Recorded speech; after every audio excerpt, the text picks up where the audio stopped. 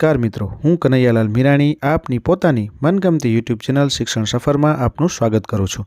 આ ચેનલ ઉપર શૈક્ષણિક માહિતી, અભ્યાસક્રમ, શિષ્યવૃત્તિ પરીક્ષાઓ, સરકારી યોજનાઓ, સ્પર્ધાત્મક પરીક્ષાઓ તથા કમ્પ્યુટર અને ટેકનોલોજીને લગતા વિડીયો અપલોડ કરવામાં આવે છે। હજી સુધી તમે જો આ ચેનલને સબસ્ક્રાઇબ ના કરી હોય તો સબસ્ક્રાઇબ કરી દેજો, તમારા મિત્રોને શેર કરી દેજો અને બેલ આઇકન દબાવી દેજો જેથી અમારા નવા વિડીયોની અપડેટ આપને મળતી રહે। नमस्कार मित्रों, आज આપણે ધોરણ 9 ની અંદર નવી સ્વાધ્યાયન પોથી છે એના વિજ્ઞાન વિષયના બીજા પાઠની આપણે ચર્ચા કરવાના છીએ, પાના નંબર 49 થી 55 સુધીની। તો તમે હજી સુધી જો આ ચેનલને સબસ્ક્રાઇબ ના કરી હોય તો સબસ્ક્રાઇબ કરી દેજો અને બેલ આઇકન પણ દબાવી દેજો જેના કારણે અમારા નવા વિડીયોની અપડેટ તમને મળતી રહે।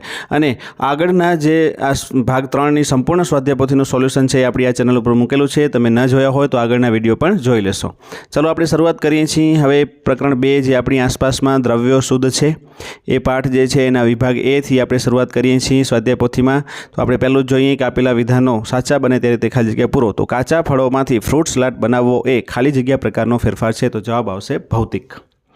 પછી બીજું છે ફ્રેન્ચ વૈજ્ઞાનિક ખાલી જગ્યાએ સૌપ્રથમ તત્વની વ્યાખ્યા આપી હતી, તો એટોની લોરેન્ટ લેવોઇઝર। જવાબ આપણો અહીંયા કને આવશે લોરેન્ટ। પછી ત્રીજું જે છે ખાલી જગ્યા દ્રાવણના કિલો ટિન્ડલ અસર દર્શાવે છે, તો જવાબ આવશે કલ્ટિલ્ટ। ચોથું છે ખાલી જગ્યાએ ઉત્તમ સાર્વત્રિક દ્રાવક છે, તો જવાબ આવશે પાણી। પછી પાંચમું જે છે કે કલીલ દ્રાવણ બનાવવા વપરાતા દ્રાવકને ખાલી જગ્યા માધ્યમ કહે છે, તો પાંચમાની અંદર તમે જોઈ શકો છો જવાબ આવશે વિક્ષેપણ। પછી ટૂંકમાં જવાબ આપવાના છે તમારે પ્રશ્નોના છઠ્ઠાની આપણે જોઈએ કે વ્યાખ્યા આપો શુદ્ધ પદાર્થ। તો અહીંયા આગળ શુદ્ધ પદાર્થની વ્યાખ્યા આપણે આપેલી છે કે એક જ પ્રકારના કણોના બનેલા પદાર્થને શુદ્ધ પદાર્થ કહે છે। સાતમું છે પાણીમાં 10% ઇથાઇલ આલ્કોહોલ છે, તેમાં દ્રાવ્ય અને દ્રાવક જણાવો। તો દ્રાવક થશે પાણી અને દ્રાવ્ય થશે ઇથાઇલ આલ્કોહોલ। તો આ રીતના તમારે અહીંયા કને બંને વસ્તુ લખી દેવાની છે। આઠમું છે ટિંચર આયોડિન ચેપ વિરોધી ગુણધર્મ ધરાવે છે, આ દ્રાવણ કયા બે ઘટકોનું મિશ્રણ છે? તો આ દ્રાવણ આલ્કોહોલમાં ઓગાળી બનાવવામાં આવે છે, એટલે કે આલ્કોહોલ અને પાણી આ બંનેનું જે છે એ મિશ્રણ થશે। પછી નવમું છે H2SO4માં પાણી ઉમેરવામાં આવે તો તમને શું મળશે, મિશ્રણ કે સંયોજન? તો H2SO4માં પાણી ઉમેરવામાં આવે તો મિશ્રણ મળશે। આ રીતના તમારે અહીંયા જવાબ લખવાના છે। ચલો એના પછી નેક્સ્ટ તરફ જઈએ આપણે આગળ। તો નીચેના વિધાનો સાચા છે કે ખોટા તે જણાવો। અહીંયા તમારે 11માં જોઈએ કે ઘટક પોતાના મૂળભૂત ગુણધર્મો સંયોજન સ્વરૂપમાં જાળવી રાખે છે, તો એ આવશે ખોટું।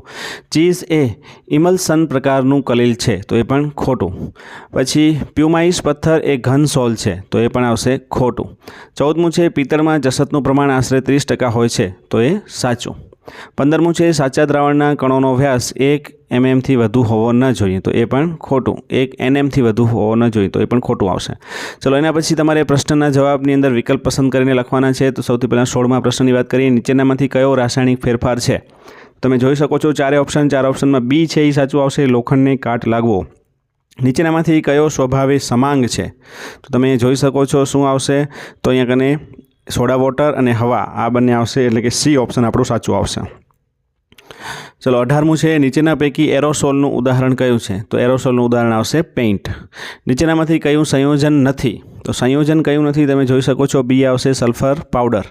પછી નેક્સ્ટમાં 20માં બે રાસાયણિક પદાર્થો એ અને બી સંયોજાઈને નિપજ પી બનાવે છે, જો એ અને બી કરતાં અલગ ગુણધર્મો ધરાવે છે। તમે અહીં જોઈ શકો છો તો શું આવશે, તો અહીંયા કને તમે ઓપ્શનની અંદર ઓપ્શન લખી શકશો બી, કારણ કે 1, 2 અને 4 આ ત્રણે અહીંયા કને સાચા આવશે। પી સંયોજન છે, એ અને બી પણ સંયોજનો છે અને પી નિશ્ચિત બંધારણ ધરાવે છે। ચલો એના પછી 21મું ચોકને પાણીમાં નાખતા બનતું દ્રાવણ ખાલી જગ્યા છે, તો શું આવશે, નિલંબન। ચલો જોડકા જોડવાના છે, તો જોડકામાં તમે જોઈ શકો છો માટી વત્તા પાણી, તો શું આવશે, નિલંબન। પછી કોપર સલ્ફેટ વત્તા પાણી, તો શું આવશે, સાચું દ્રાવણ। અને દૂધ વત્તા પાણી, તો જવાબ આવશે કલીલ।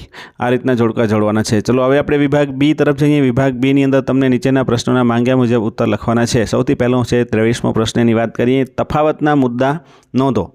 તો તમે જોઈ શકો છો મિશ્રણ અને સંયોજન, તો બે અથવા વધારે તત્વો કે સંયોજનો કોઈપણ પ્રમાણમાં ભેગા કરવાથી મળતા પદાર્થને મિશ્રણ કહે છે, અને એ જ રીતના બે અથવા વધારે તત્વો કે પદાર્થો રાસાયણિક રીતે જોડાઈને બનેલા પદાર્થને સંયોજન કહે છે।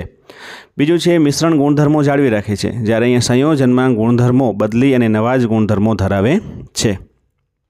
24માની વાત કરીએ કે શેરડી અને ખજૂરમાંથી મળેલા ગ્લુકોઝના સ્ફટિકોને એકબીજા સાથે મિશ્ર કરેલા છે, આ શુદ્ધ પદાર્થો છે કે મિશ્રણ છે? તમારા જવાબનું સમર્થન કરો।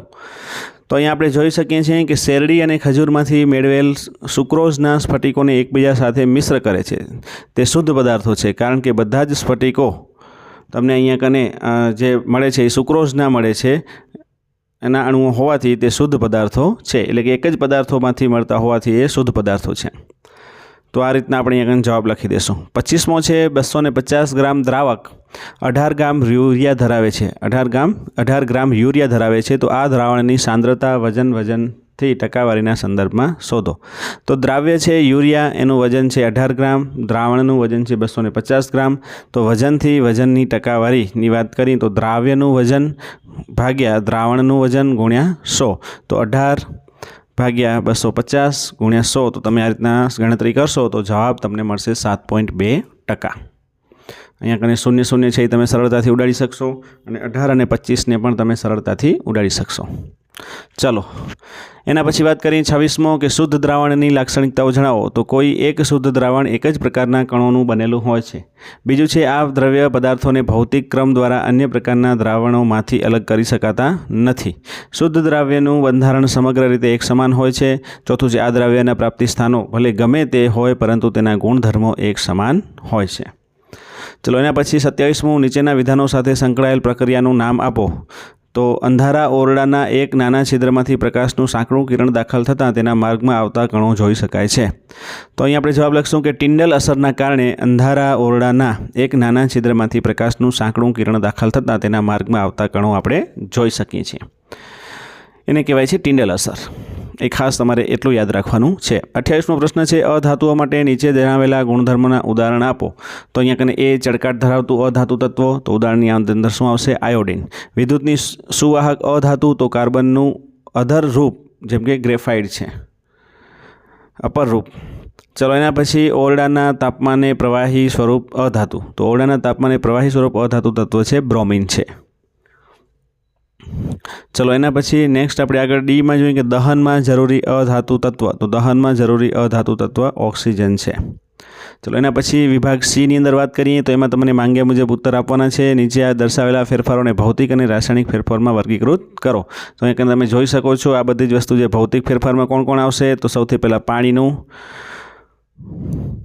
કરવું, લાકડાને વહેરવું, મીઠું અને રેતીને મિશ્ર કરવા। પછી રાસાયણિક ફેરફારમાં લોખંડનું કટાવવું, છોડની વૃદ્ધિ અને મીણબત્તીનું સળગવું।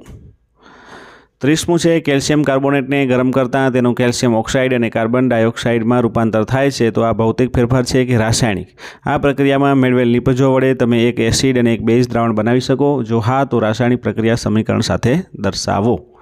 તો આ રીતના તમારે અહીંયા બે પ્રશ્ન પૂછેલા છે, એના જવાબો આપણે અહીંયા લખી દઈએ। તો કેલ્શિયમ કાર્બોનેટને ગરમ કરતાં તેનું કેલ્શિયમ ઓક્સાઇડ અને કાર્બન ઓક્સાઇડમાં રૂપાંતર થાય છે, તે રાસાયણિક ફેરફાર છે।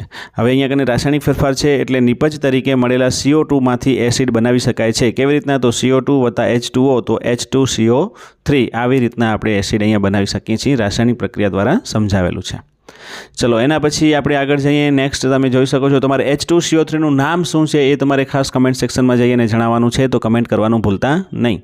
ચલો 31મો જે પ્રશ્ન છે એની આપણે વાત કરીએ કે કલીલ વર્ગીકરણને આધારે વિક્ષેપિત માધ્યમ અને વિક્ષેપિત કલાની માહિતી પરથી કલીલનો પ્રકાર તથા ઉદાહરણ જણાવો।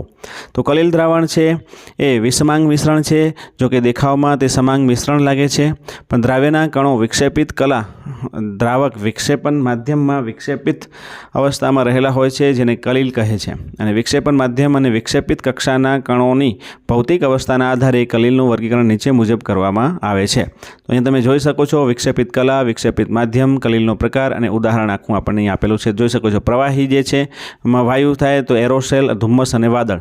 વાયુમાંથી પ્રવાહી થાય તો ફીણ, એમાં શેવિંગ ક્રીમ। પ્રવાહી થાય એમાંથી ઘન તો જેલ અને જેલી ચીઝ। ઘનમાંથી ઘન તો ઘનસોલ અને રંગીન જેમસ્ટોન। ઘનમાંથી પ્રવાહી તો સોલ અને અહીંયા કને આવશે કાદવ। ચલો આપણે જોઈએ 32મું મહેશ અને તેના મિત્રો જે છે એને અહીંયા તમને આખો પ્રશ્ન જે છે આપેલો છે અને આકૃતિ આપેલી છે, તો એના આધારે તમારે જવાબો અહીંયા કરવાના છે। તો એ આવશે દૂધ કલીલ દ્રાવણ હોવાના કારણે દૂધ પ્રકાશિત થાય છે, તેને ટિન્ડલ અસર કહે છે। ખાંડનું દ્રાવણ એ સમાંગ મિશ્રણ હોવાના કારણે તેમાં આવું પરિણામ મળતું નથી। અને 8મું સી છે વાહનની આગળની હેડલાઇટ જ્યારે ચાલુ હોય ત્યારે તેજ લીસોટો દેખાય છે। ઓરડામાં નાના છિદ્રમાંથી પ્રવાસ પ્રવેશે ત્યારે તેજ લીસોટો દેખાય છે। તો આ રીતના અહીંયા કને આપણે આ સંપૂર્ણ સોલ્યુશન છે એ પૂર્ણ થાય છે.